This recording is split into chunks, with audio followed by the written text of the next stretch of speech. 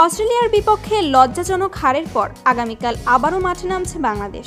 শক্তিশালী ভারতের বিপক্ষে বাঁচা মরার ম্যাচে মাঠে নামবে টাইগাররা।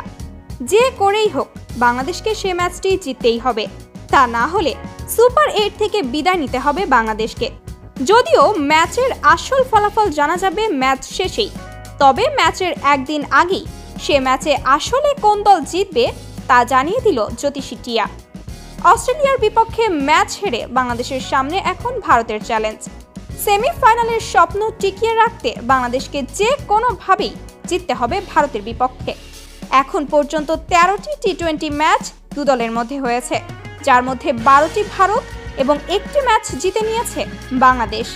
শক্তি সামর্থ্য সব দিক থেকেই বাংলাদেশের চেয়ে এগিয়ে ভারত, তবে ভারতের সাথে বাংলাদেশের সবসময় কঠিন লড়াই হয় মাঠে।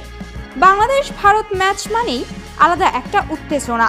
শক্তি সামর্থ্য কিংবা পরিসংখ্যানের দিক থেকে না তাকিয়ে বাংলাদেশ হয়তো চাইবে যে কোনোভাবেই এই ম্যাচটি জিতে নিতে, কেননা সেমিফাইনালের স্বপ্ন শেষ হয়ে যাবে যদি এই ম্যাচটি বাংলাদেশ হেরে যায়।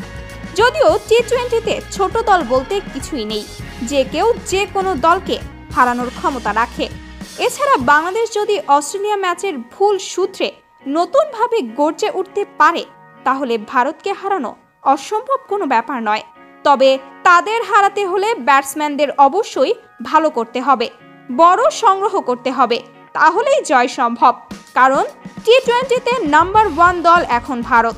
ম্যাচের আসল ফলাফল তো জানা যাবে ম্যাচ শেষেই, তবে ম্যাচে একদিন আগেই ফলাফল জানিয়ে দিল জ্যোতিষী টিয়া। টিয়ার সামনে বাংলাদেশ ভারতের পতাকা রাখলে বাংলাদেশকে বেছে নেয় জ্যোতিষী টিয়া। প্রিয় দর্শক, ভারত নাকি বাংলাদেশ, কোন দল জিতবে বলে আপনার মনে হয়? অবশ্যই সেটা কমেন্ট করে জানিয়ে দিতে ভুলবেন না।